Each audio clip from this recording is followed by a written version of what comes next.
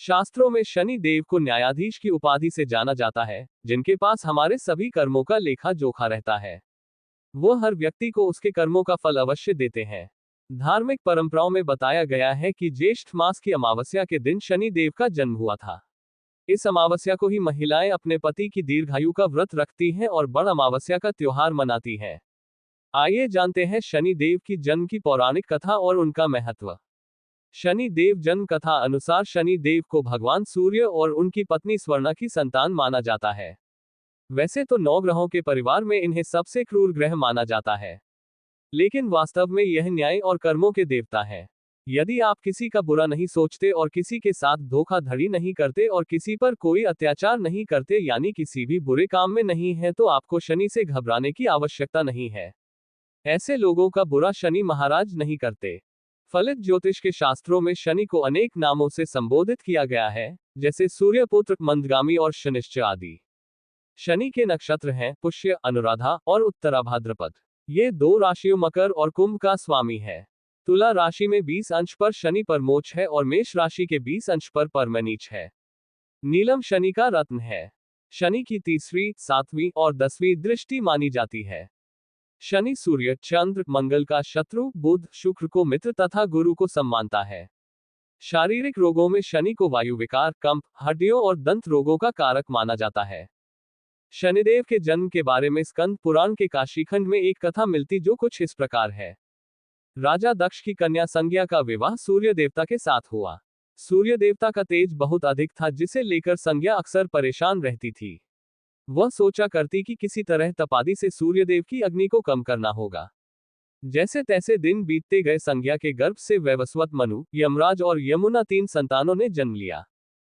संज्ञा अब भी सूर्यदेव के तेज से घबराती थी। फिर एक दिन उन्होंने निर्णय लिया कि वे तपस्या कर सूर्यदेव के तेज को कम करेगी, लेकिन बच्चों के पालन और सूर्यदेव को इसकी भनक न लगे, इसके लिए उन्होंने एक युक्ति लगाई। उन्होंने अपने तप से अपनी हमशक्ल को पैदा किया, जिसका नाम संवर्णा रखा।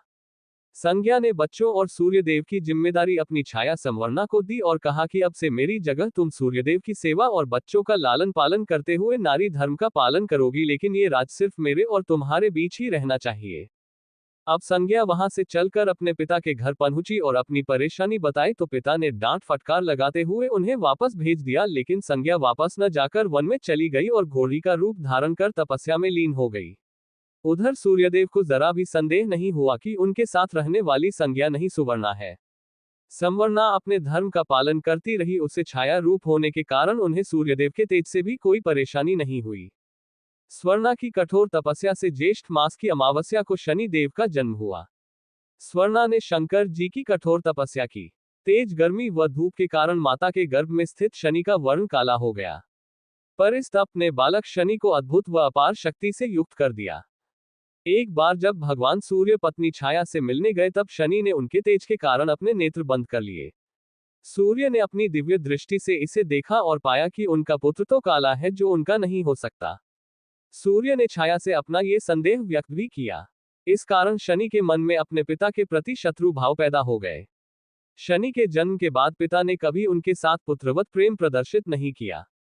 इस पर शनि ने भगवान शिव की कठोर तपस्या कर उन्हें प्रसन्न किया।